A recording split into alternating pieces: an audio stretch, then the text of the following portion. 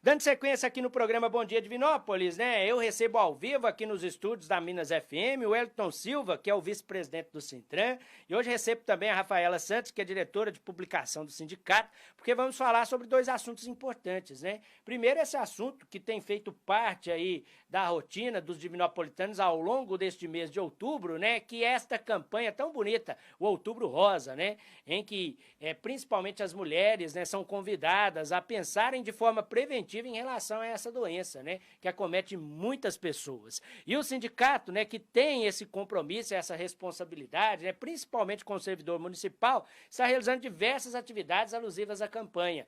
E é por isso que eu recebo ao vivo aqui o Wellington e a Rafaela. Primeiro, bom dia, viu, Rafaela? Prazer em recebê-la aqui no programa. Bom dia, o prazer é todo meu, Flaviano. Bom dia, Wellington. Bom dia, Flaviano. Bom dia, ouvintes da Rádio Minas. E a ideia do sindicato, né, com a realização destas atividades é justamente unir força, né, com todas as instituições de saúde nesta campanha tão bonita que é a campanha do Outubro Rosa, né? Isso, exatamente, né, Flaviano? O sindicato, ele enquanto um órgão, né, de cuidado com o servidor, né, ele entrou esse ano como parceiro da prefeitura, né, através do CREST, e está patrocinando a campanha do Outubro Rosa. Com diversas ações. Nós temos uma programação, né, extensa, nós teremos atividades, por exemplo, hoje à tarde nós vamos estar na CETRANS com as nossas meninas de lá, né, e é uma secretaria que a gente às vezes vê um público muito masculino, né, mas que ela conta com mulheres também no trabalho, e também é necessário que a gente discuta sobre o Outubro Rosa com esse público masculino, por que não, né? Durante todas as nossas ações, as nossas atividades, nós teremos momentos de conversa, que a gente chama de encontros, né? E esses encontros serão todos promovidos de forma descontraída, mas com esse tema de extrema importância. A gente precisa discutir o Outubro Rosa, principalmente nesse contexto de pandemia, porque nós estamos percebendo que muito está se dizendo sobre a Covid e se está esquecendo de outras situações, né? E é uma realidade o adoecimento de nossas mulheres. A gente tem um acúmulo, né, de funções enquanto mulher, mãe, esposa, trabalhadora, e muitas das vezes a saúde fica de lado, né? Então, o outubro, ele é um marco na campanha de combate e de cuidados no câncer, né? E a gente precisa estar tratando isso com muita seriedade. Então, é um compromisso do sindicato, esse ano, né, de estar patrocinando essas atividades em parceria com a Prefeitura de Divinópolis e com o CREST, em benefício das nossas servidoras, né? E para a população como um todo, eu deixo um alerta, enquanto mulher, né? Enquanto a gente esquece desses cuidados, desses exames que tem que ser feito com periodicidade, que não pode ser feito a cada 10 anos, né? Porque um ano é muita coisa nesse processo de adoecimento. Às vezes esse tempinho que a gente deixa de tirar, ele é extremamente importante no vencer a caminhada, né? E que o diagnóstico do câncer, ele não é uma sentença, né? O diagnóstico do câncer, ele faz parte de um processo, né? Um processo de descoberta, um processo de luta e, em grande parte, um processo de conquista e de vitória. A gente tem que ter essa esperança, né? Exatamente. Eu gosto de falar muito, em todos os casos, prevenção faz toda a diferença. Mas nesse específico, prevenção é tudo, né? É por isso que a campanha é muito importante, aí a participação do sindicato é essencial, né? Porque o sindicato, muitas vezes, tem esse poder de convencimento da servidora a ter atenção quanto a isso, né? E ter os cuidados necessários, né? Quanto à sua saúde, principalmente, né? Exatamente. Nós, enquanto diretoria do Sintran, né, essa gestão, nós mudamos muito o nosso olhar para a forma do que fazer e do que trazer para as nossas servidoras, né? O sindicato ele é muito visto enquanto apenas como luta sindical, no sentido de aumento de salário, né, de recomposição salarial, né, de benefícios. Hoje nós trazemos o sindicato sobre a ótica do cuidado também. Nós queremos cuidar dos nossos servidores, até mesmo porque o processo de adoecimento no serviço público, e isso é estatístico, ele está cada dia mais amplo, né, por tudo que nós estamos vivenciando. A perda de vários direitos, o acúmulo de funções, né, a sobrecarga de trabalho, esse próprio contexto de pandemia.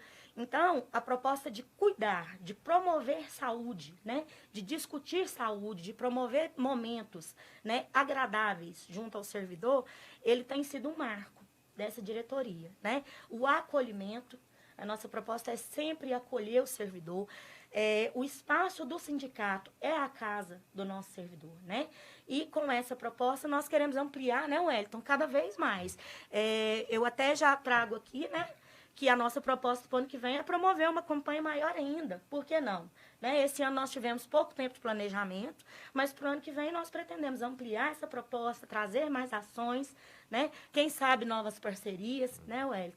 Para a gente poder estar ampliando cada vez mais esses serviços, essas discussões, né? E essa proximidade do sindicato com a servidora e com o servidor, né? E até mesmo com os familiares, ela traz esse conforto nesses momentos tão difíceis que a gente está vivendo.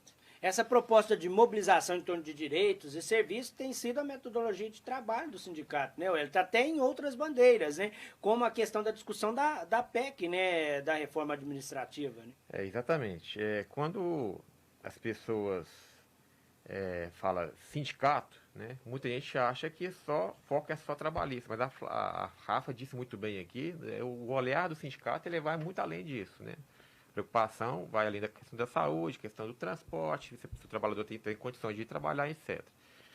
Com relação à PEC, né, a PEC 32, é que não só o Sintram, mas como todos os sindicatos do Brasil todo, e vem aí, né, pautando na luta, né, e para alertar não só os servidores, mas toda a população, uma vez que, né, essa PEC ela atinge principalmente a população. E isso a maioria, né, das pessoas não sabem, né, o que está por vir caso essa PEC seja aprovada.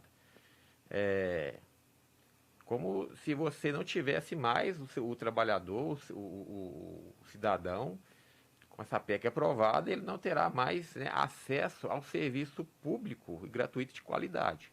Quando eu digo serviço público gratuito de qualidade, porque o recurso será investido em empresas terceirizadas que vão gerir ali o recurso humano. Então, a economia não vai ter a economia, uma vez que a empresa visa o lucro, né? Sendo essa empresa terceirizada visando o lucro, a qualidade de serviço irá cair. Então, o servidor público, né? E muitas pessoas acreditam que quem é servidor público tem privilégios e é marajá, não entende e não sabe a realidade do que é realmente o que é um servidor público. Eu digo, né, e a gente sempre fala nas campanhas nossas que a grande maioria de servidores públicos são servidores de prefeituras, né? De prefeituras, muitas dessas prefeituras que não pagam sequer o salário mínimo.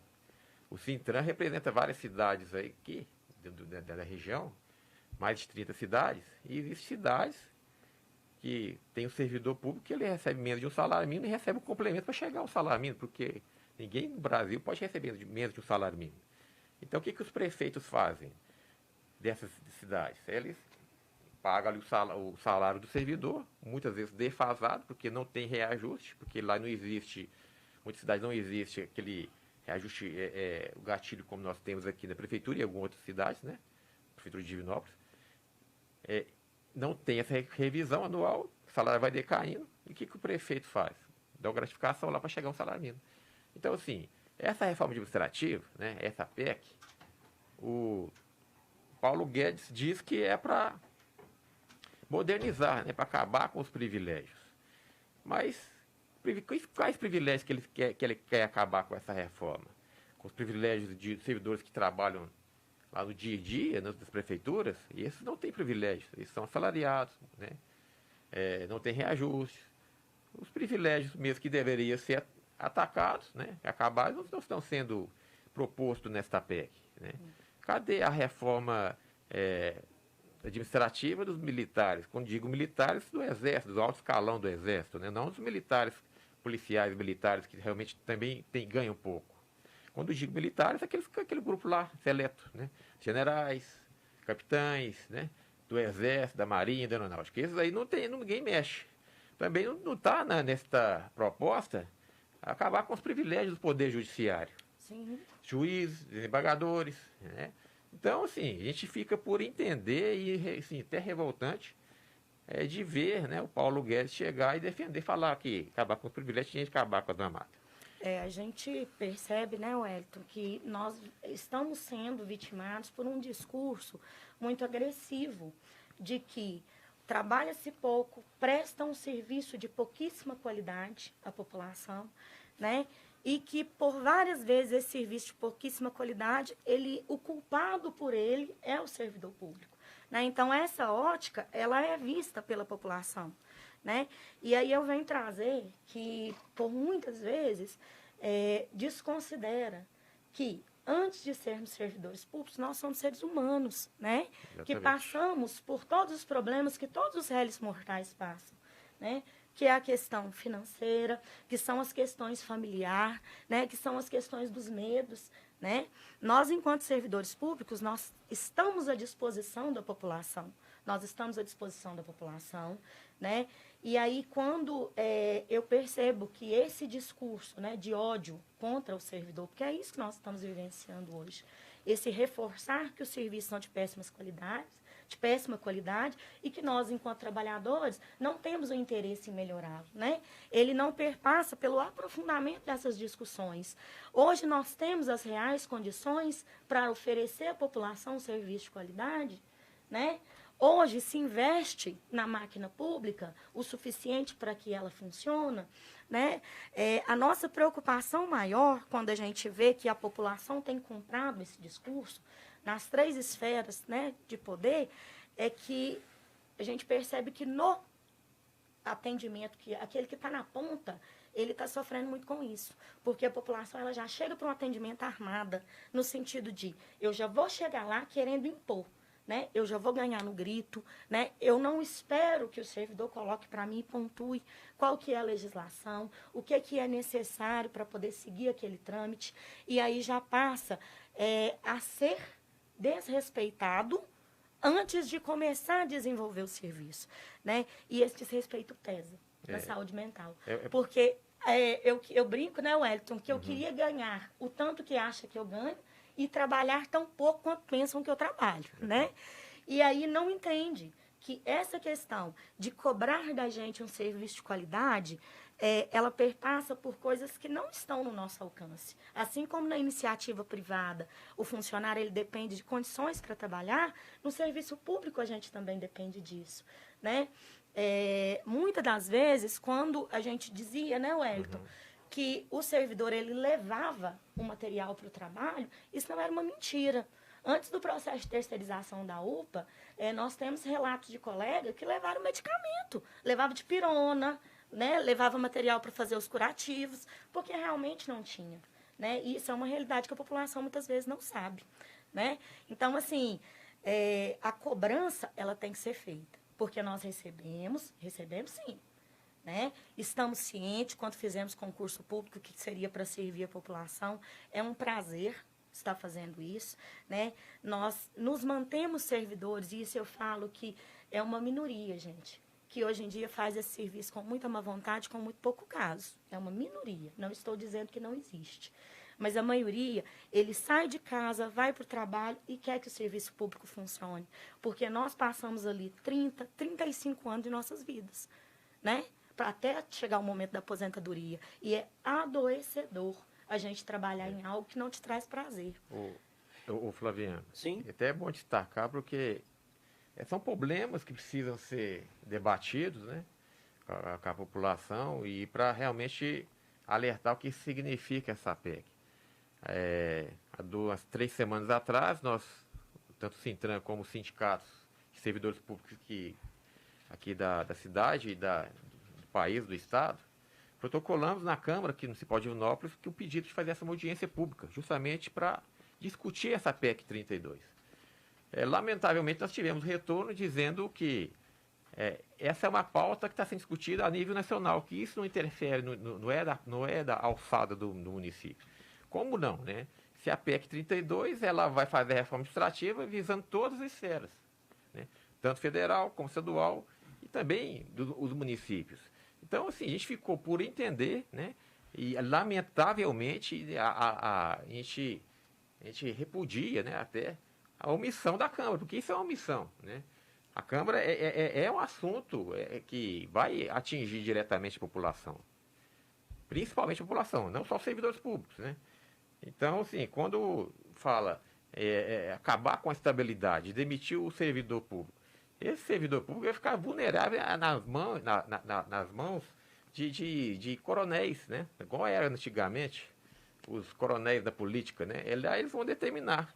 Há pouco tempo até o presidente da República deu uma entrevista falando que a reforma administrativa era necessária porque o prefeito ia ter liberdade, que quando ele ganhasse as eleições, ele poderia dispensar todo mundo e colocar a turma dele. Ou seja, cabide de emprego, né?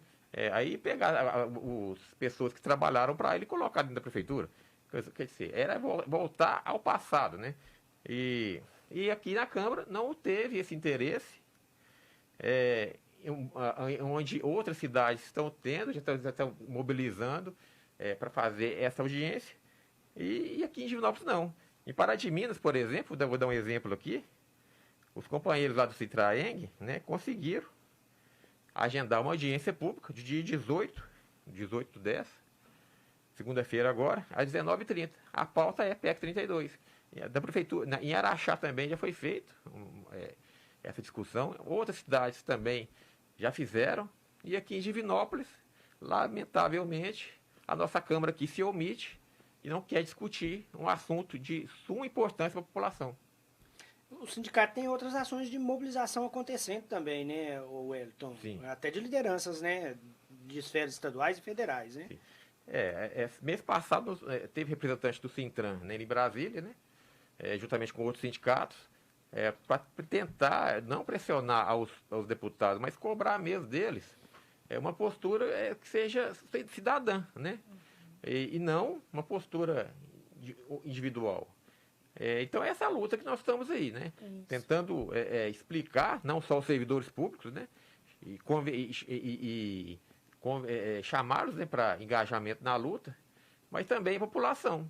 Porque a população precisa saber o que significa essa PEC 32, porque muita gente não sabe o que é a PEC 32, né? A gente traz, né, Wellington, que assim, essa questão da estabilidade do servidor ela é muito discutida, né? A estabilidade do servidor ela não foi feita para manter o servidor lá a todo custo, né? Não quer dizer que ele pode fazer o que quiser e que não será responsabilizado. É pelo contrário. A estabilidade ela foi criada para que não haja politicagem nesse processo de posicionamento. Nós, enquanto servidores, nós temos uma legislação que ela precisa ser seguida, né?